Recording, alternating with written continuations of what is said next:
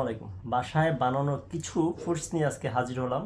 French fry and hot dogs, also cream roll.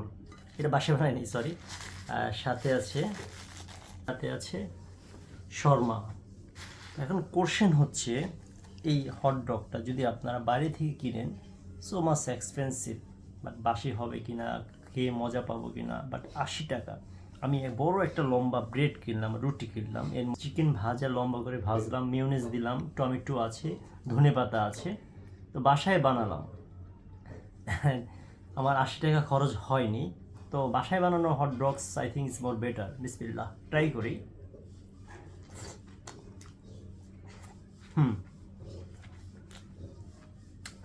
দেখেন, এটা হচ্ছে চিকেন।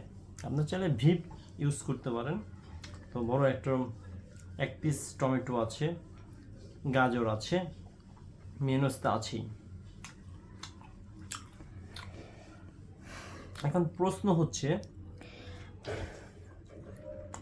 ওই হটডগটা যদি আপনার বাইরে খেতে চান, মিনিমাম 80 টাকা, লোকেশন বুঝে।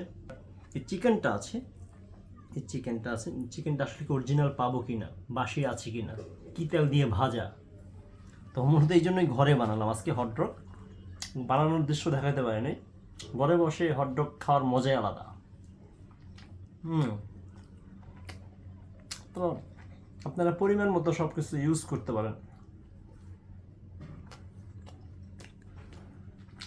মূলত চিকেনটাকে লম্বা করে গোল করে ভাজা হয়েছে।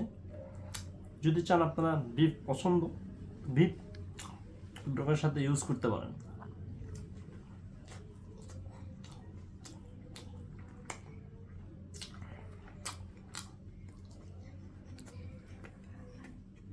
সাথে আছে ফ্রেঞ্চ ফ্রাই।